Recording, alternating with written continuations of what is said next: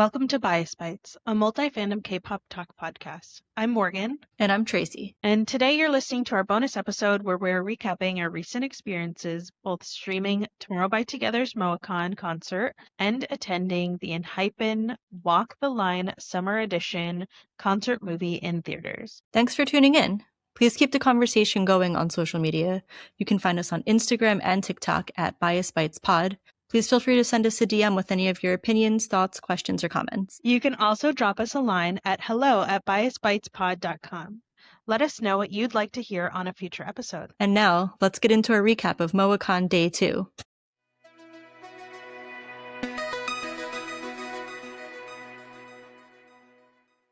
So TXT recently hit their 7-year anniversary as a group and wanted to celebrate with all of us as MOA. And they held a 3-day long concert. Not 3 days long, but it was 3 consecutive days.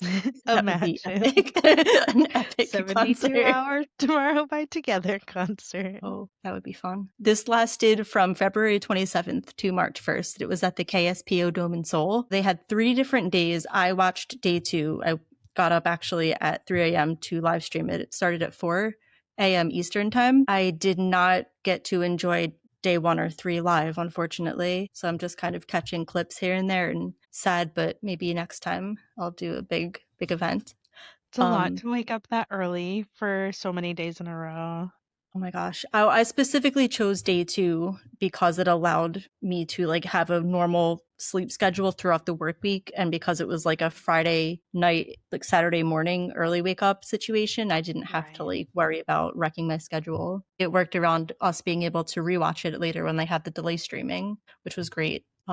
Grateful that was able to happen. So there were differences between the 3 days, but there was a core set list that they kept for all 3 performances. I'm going to go over that a little bit. So the core songs were Beautiful Strangers, Good Boy Gone Bad, 9 3/4 or Runaway, 0 by 1 Love Song, Loser Lover, Bird of Night, Sunday Driver, Dance With You, Ghost Girl, Take My Half, Coma, and Talk to You. Yeonjin got 2 of his solos in, which was great. And he also just brought his main character energy. Fantastic. He's just such a good performer. It's always really fun to watch his stages. 100%. And the costumes that he gets, it keeps it interesting too. He doesn't blend in at all to the background, which is wonderful. I was really excited. I really like Loser Lover, so I was excited to see that. That was fun. It takes me back to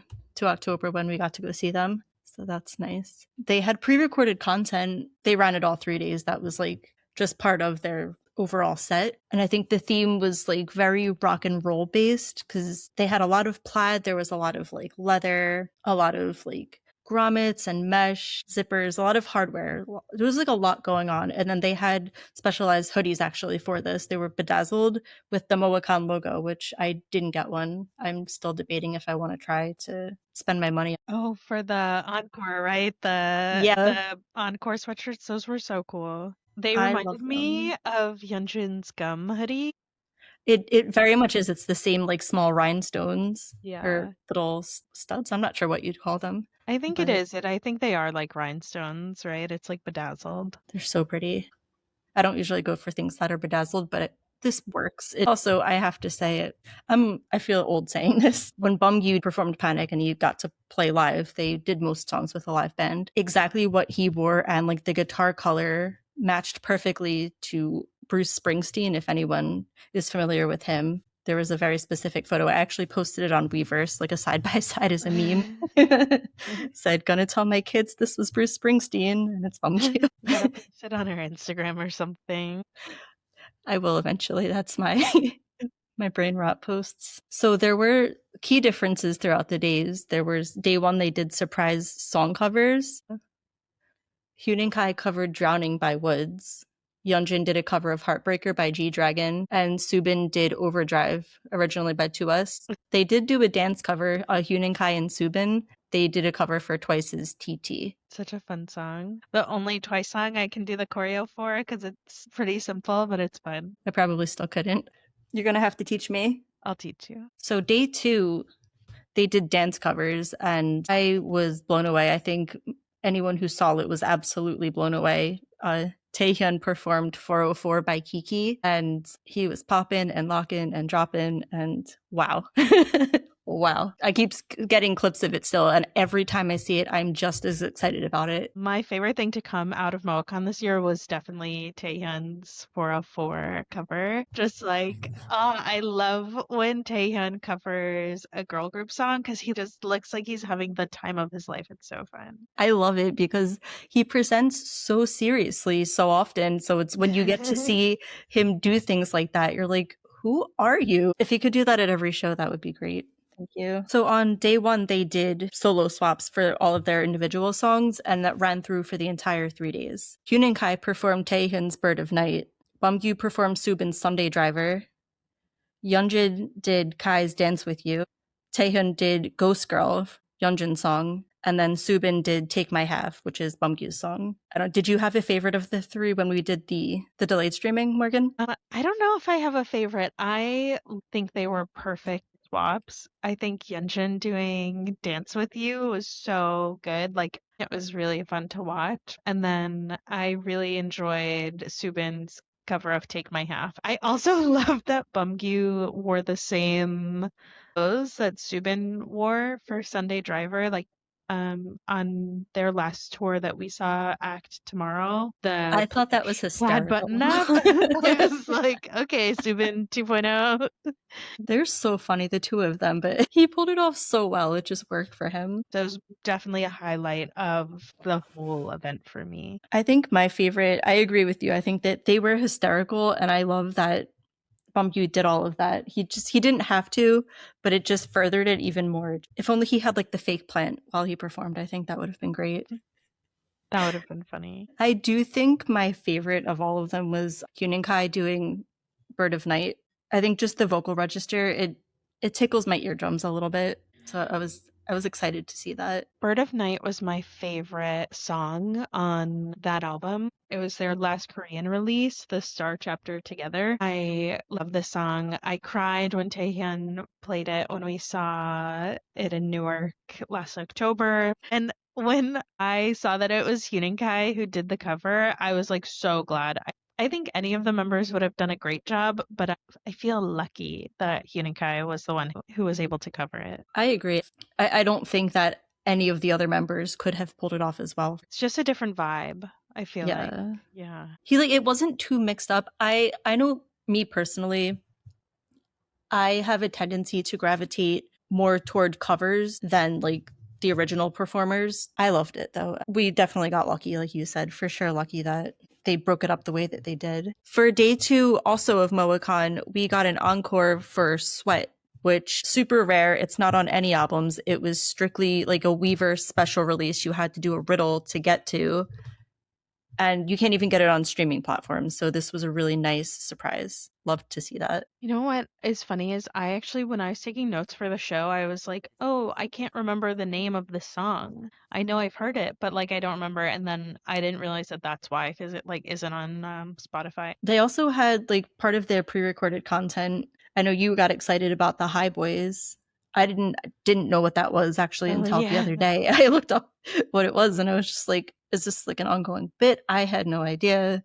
It's like apparently it's from a K-drama. Yeah, it's like an inside joke. I feel like almost it was like a fictitious group for a Is it the Resident Playbook? Subin, Yeonjin, and somebody else, I forgot the name, but it was just like 3 of them, and they did the original soundtrack song for it. The OST that TXT did for this drama, When the Day Comes, it's just funny to see them like going on with this bit that's like been going on now for years, I feel like. So I think it was a really fun thing that they like brought it into their, it's MoaCon, it's a concert for MOA. It's like the people who are watching their content and know that they did this OST and everything like that. It was just like a nice nod, I feel like, to the fandom. That's so cute. That's like sweet. Very sweet of them. I'm still like learning, so it's like a nice thing to see like a group acknowledge their OG fans, I think. For sure. I love that. I think it helps bring people closer together, right? It's like having a inside joke with your friends. It just makes you feel closer. It's actually funny that you say that because they did their Dream Week, and something that Subin said was like very much how he feels like MOA just are his very close friends. That's really sweet. Subin, you are my very close friend, if you're listening. Same. So they had other VCR pre-recorded content. They were doing games. They were like pulling like random pieces of paper with their names on it out for like challenges and everything. They had the frontmen tryouts. It got very chaotic because Bumgyu decided to sing in true Bumgyu fashion. He can't just do it normally. He was like screaming it, and it just progressively got louder and louder and louder, and it's stuck in my head. I hear it when I close my eyes when I'm trying to sleep at night. Well, if you love a cover, Bumgyu loves to cover Yeonjun's parts of different songs. So Oh, those are like my vocal stems. I'll like hold my nose and be like, just randomly sing to my cats. They're like, what is wrong with this person? Oh my gosh. I love it. I like when they did the bottle cap game challenge. They were trying, it's like shuffleboard, I guess, with bottle caps, and they were trying to knock each other's bottle caps like out of the way or like get to the end without falling off the edge of the table. And Subin got really cocky and he was like, I got this. And then he just like shot it right off the table. Everyone else was doing great. Honestly, that's me anytime I play a game. I'm like, I'm so good at this. I'm the worst person ever. Just the whole thing looked so fun. I'm again so glad that I got to just like see day 2, but I wish I could have gotten to see all 3 days of it. I think that would have been so nice. I don't know. it's always the thing, right? Like when there are multiple days. I don't know why when it's an in-person concert, I'm always more likely to go all the days that they're here. If I had been in Korea for any reason, I 100% would have gone to all 3 days. The ticket price was so reasonable. I would do it again. I wanted to do all 3, but it just wouldn't have worked out with like work schedules. Oh, like the streaming ticket? Yeah. I'm person, surprised too, you I would have say spent the that money. though, because I actually think like the Hybe streaming concerts, they're usually like $40 a day. Yeah, which I feel think like is reasonable. I don't have I responsibilities. still pay it. Listen, I still pay it every time. But I just feel like for just like a live stream of something, I do feel like it's kind of a lot. You know, like you could get a ticket for the price of like live streaming 2 days and you could be there in person. I don't think It wouldn't be a great view. 40, 80, $120 would not put me in Seoul. No, that's Not this true. But I mean, it is always worth it, right? I've never like spent the money to stream a concert and been like, oh, I shouldn't have done that. This was my first one, and I totally did not regret it. I only regret not doing all 3 days. So I definitely understand that. It's usually my take is like, you might as well go to the concert. You might as well get the album that you like. You just do it. I know that's probably a bad influence for people's budget, but do it. you never know. You know, you never know. I think if it's within your budget, for sure. Like I make a point to set aside, I very much I'm like a bills first, play later person. So I'm like, I make sure to be able to do like those part of things. The fun budget. Yeah.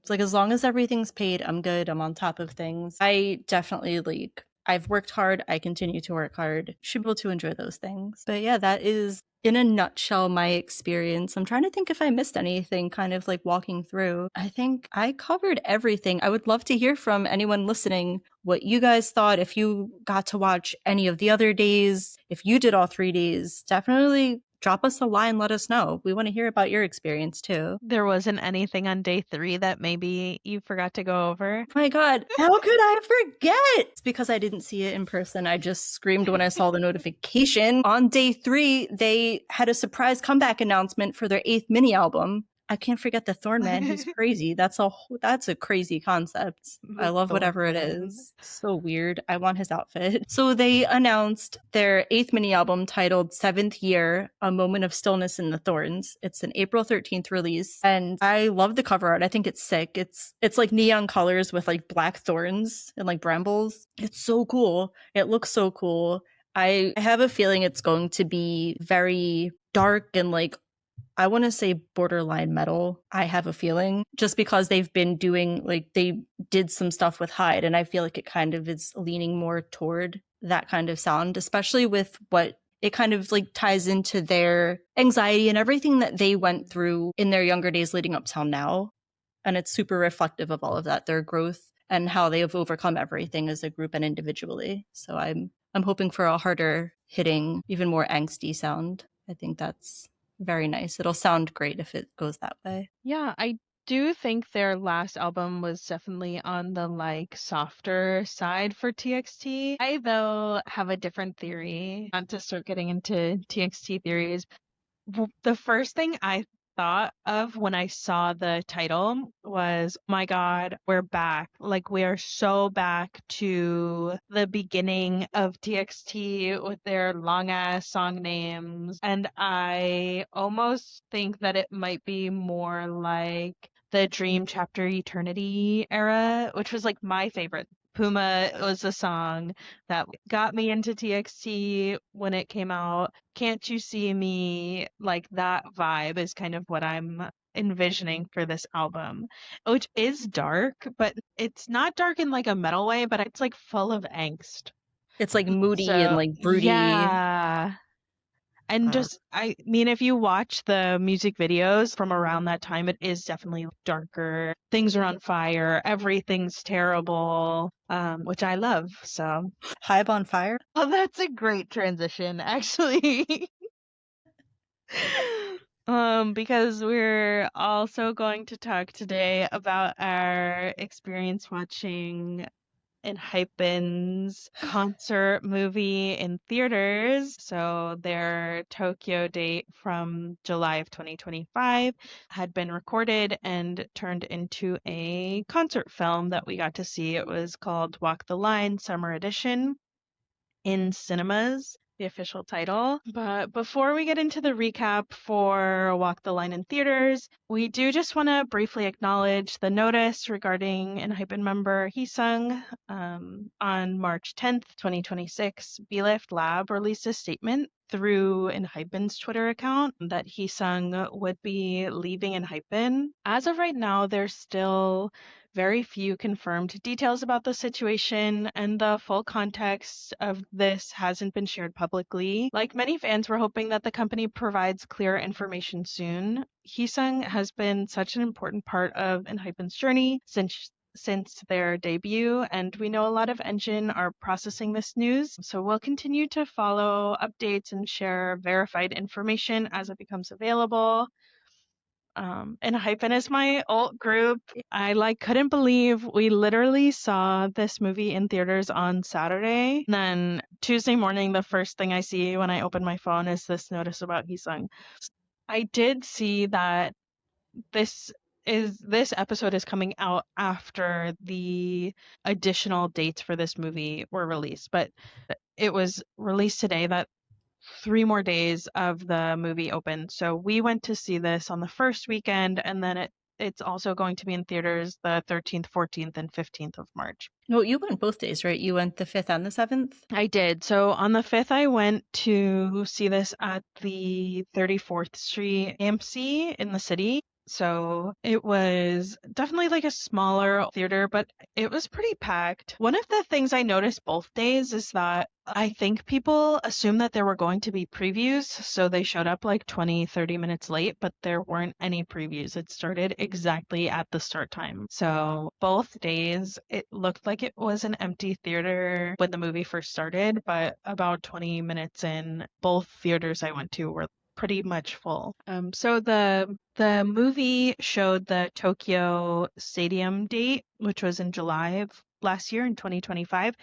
And I went to see Walk the Line at UBS Arena in New York in August 2025. So I was lucky enough to go to both days of the Walk the Line tour here in New York. And then I was able to find live streams for pretty much every other date. And then in October of last year, I watched the live stream, and then we watched the replay of the Walk the Line final show in Seoul. So I have seen the Walk the Line tour dozens of times at this point. That's amazing. But it doesn't get old. I would probably watch it every day if I could. I have been keeping up with Enhypen since Island, so I've gone to all of the tours that they've done that have come to the US so far. And I just feel like Walk the Line, it felt really special. It definitely felt like a new era for them. And so I really enjoyed being able to see it in a movie theater. I thought that that was really cool. I do like the trend of concerts being played in the movies. I love it. I know I've said it in the past. I love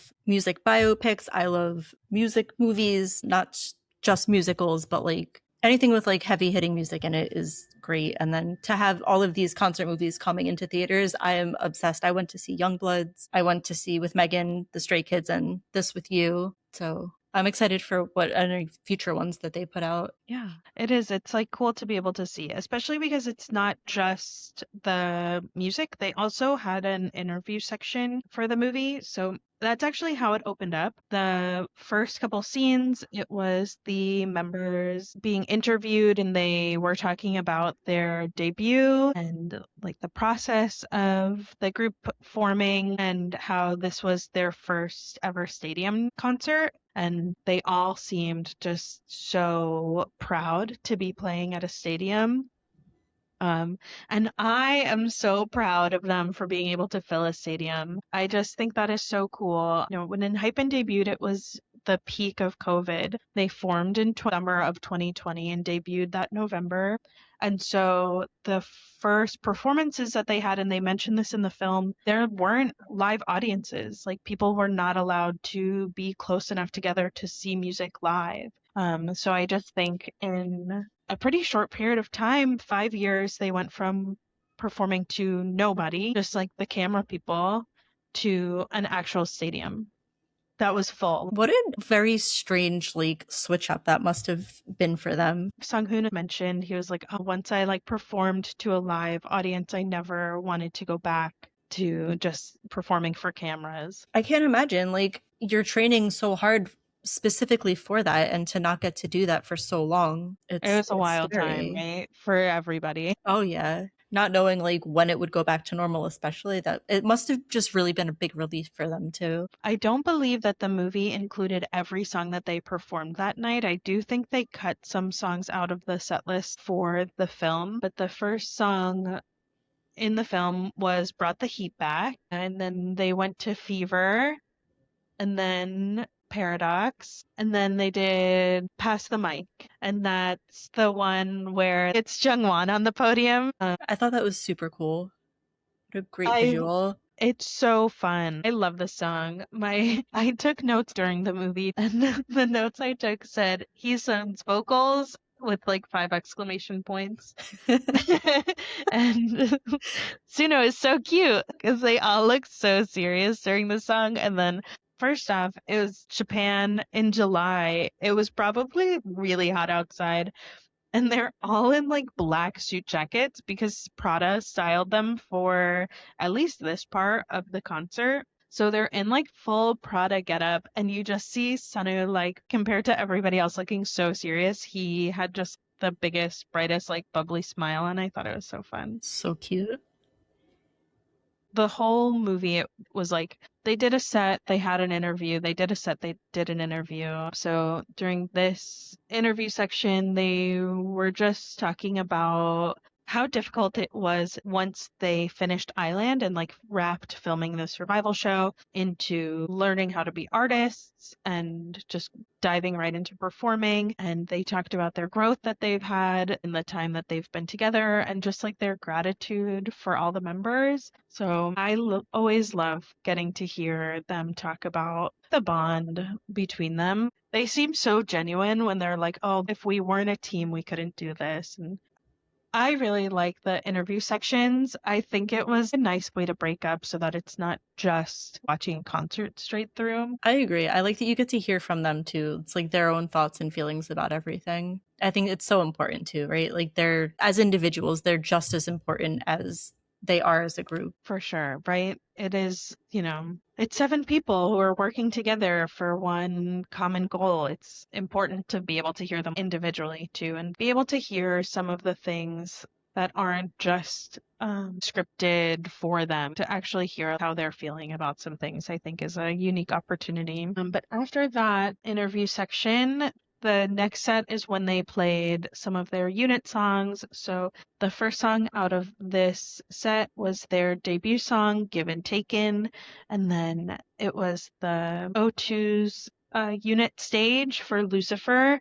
This is my favorite stage. I love the song Lucifer. I love the priest outfits that they perform in. I couldn't tell if it was actually that or if I was just like, no, it just kind of like resembles it. No, they're priest outfits.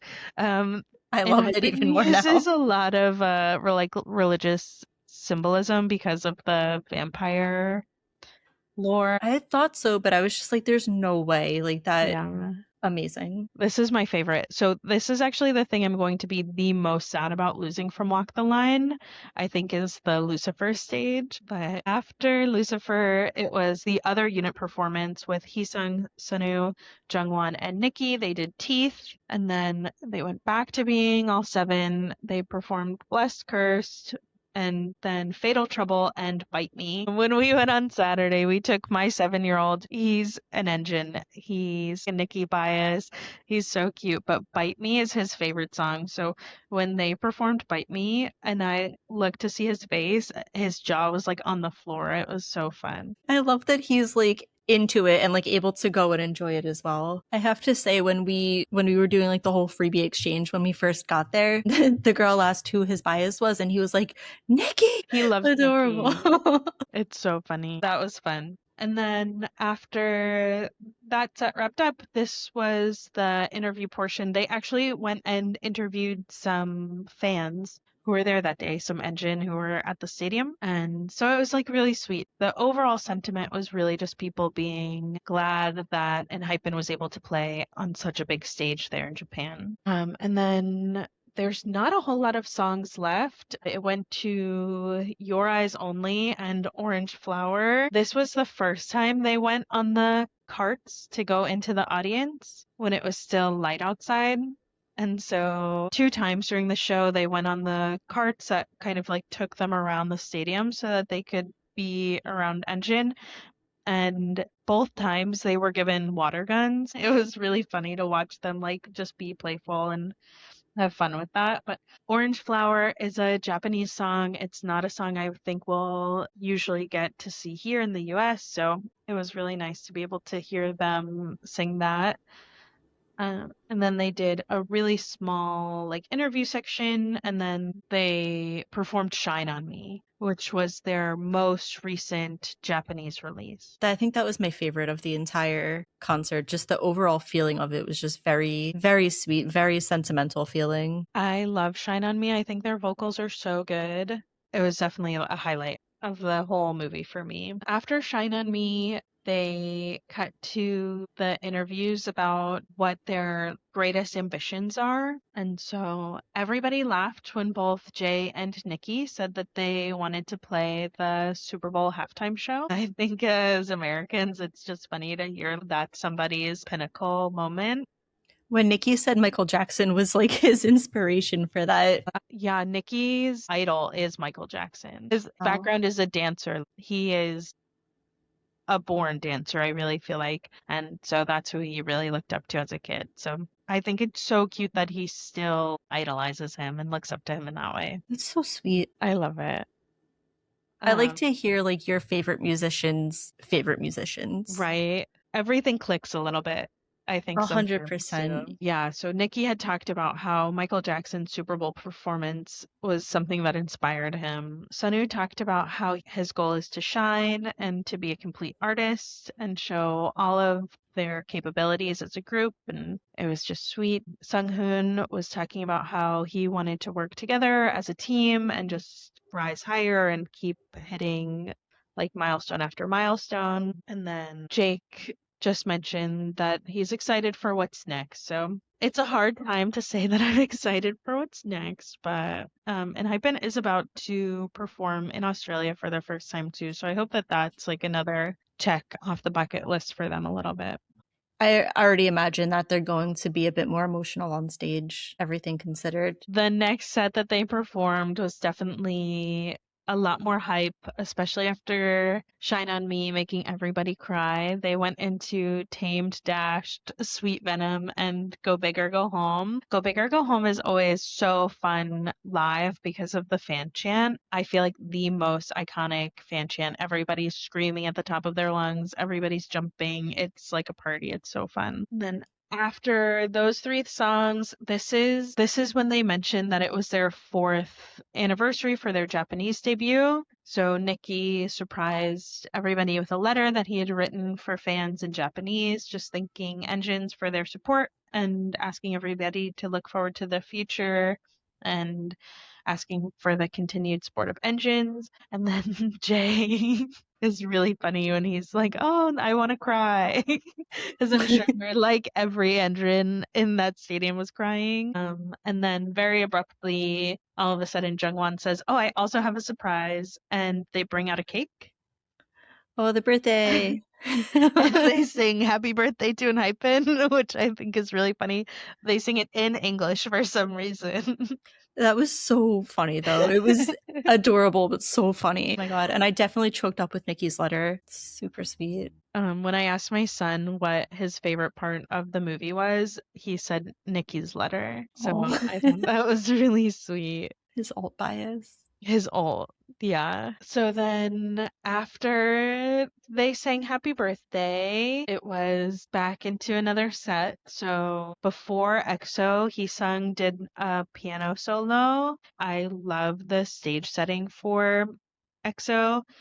It's like so romantic. Everything's pink. There's flowers and butterflies. And at one point, Suno and Jungwon are like playing with one of the flowers they plucked off the stage. Then they perform EXO. They then did No Doubt, and then the vibe shifts and they did Bad Desire. And so I really loved how the outfit could carry through from EXO to Bad Desire. Like whoever planned their costuming did a really good job because then during Bad Desire, they utilized the screens on stage to give like kind of the same vibe as the Bad Desire music video. It definitely got a lot darker than the EXO stage, but Bad Desire was definitely a really fun stage to watch. After this, they went to pause for the encore, and you could hear the stadium singing Forget Me Not for Enhypen while they're getting ready. And then Enhypen came out for the encore, which they played Blossom, Always, Shout Out, and Paranormal. He sung at the beginning of the encore, was saying how we'll be together forever. I cried. I love Blossom. It's definitely one of my favorite songs. But during Always, they got back into the carts, and this is when the like water shenanigans really happened. They were having so much fun with the water bottles. Oh my god. Yeah, whoever thought to put the O2s and Suno in the same cart was like a hero because that was so funny, especially compared to the cart that had Heesung, Jungwon, and Nikki in it, where they were performing.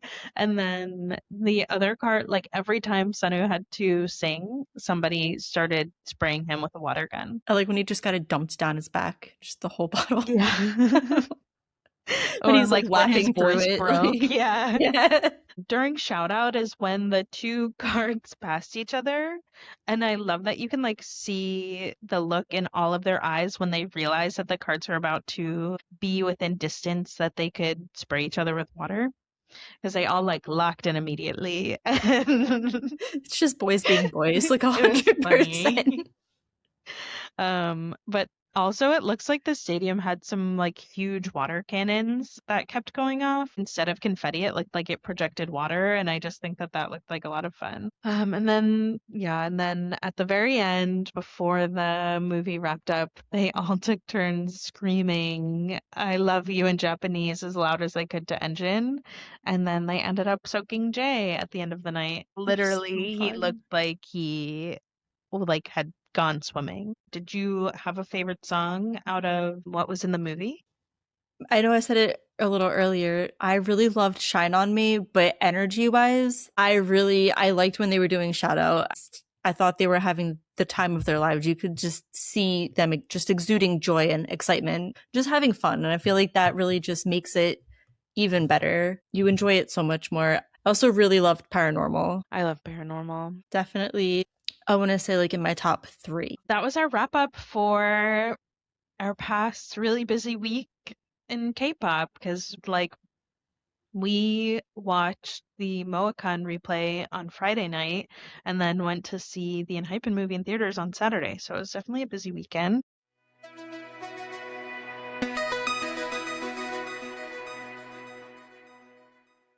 For rapid fire, today we're going to do our own version of like a solo swap between the two groups that we talked about today. So, Traci, why don't you pick a TXT song that then I will pick which one or two Enhypen members would do a vocal cover for in my perfect world. I'm going to start with Skipping Stones. I'm going to pick 2 members and I'm going to pick Heesung and Sunghoon to cover Skipping Stones. Okay. I think that would be fun. I like that. Okay, and then I will pick a Enhypen song, and I'm going to pick Shine on Me. I want to say Huninkai and Yeonjin. I think that that would be a really fun duo to see cover the song. I think just because of the, what's the word I'm looking for here? The vocal difference. There's a word. Like the contrast. Yes. There's a term I can't think of, but I feel like it would just sound really lovely. I love that. All right, and then as far as the dance cover goes, what TXT members would you want to see do the Sweet Venom dance? Oh, I think Taehyun and Subin. I want to see Subin do the Fang hand move. I think that would be fun. Oh, he's their secret 8th member. I do have one more for the vocal covers. Okay. Just gonna throw it out there. It's not like a TXT song, but TXT covered Love Story by Taylor Swift. Yes. And I'm curious who you think in Enhypen would cover the Oh, cover. who I think Enhypen would do Love Story by Taylor Swift. Yes. I think Jungwon and Jake, I think, would do a really good job of doing that as a vocal cover. I was gonna throw in Nikki and Sunghoon. They should all do it. A whole Do you group think cover Nicki's would be low so good. voice singing Taylor Swift would be fun. He could be Juliet. It definitely would be interesting to see Enhypen cover a Taylor Swift song with all 7 of them. Waiting for the day. I hope it happens. Me too. For TXT's song for Enhypen to do a dance cover for, I think I would really like to see, without thinking too hard on this, Can't Stop Calling You. Okay. For Can't Stop Calling You, I'm going to put Nikki and Jay as the members I'd want to see cover this. I could see that. I love when they're together. Like, I love the vibe of them together. I just feel like between the two groups, the crossover isn't too big of a gap. There definitely used to be more joint content between Enhypen and TXT, especially when Enhypen was a newer group. But that's it for our wrap up of these 2 events. Thanks for listening to this week's episode. We'd love to know what you thought of either MOACon or watching the Enhypen concert movie in theaters. You can reach out to us on social media. You can find us on TikTok, Instagram, X at Bias Bites Pod. Feel free to let us know what you'd want to hear about a future episode. You can email us at hello@biasbitespod.com. If you enjoyed today's episode, please rate the podcast 5 stars on Spotify or Apple Podcasts. Or if you're listening on YouTube, please go ahead and hit that like button. It really helps the show. That's all for today. This has been Bias Bites. Bites.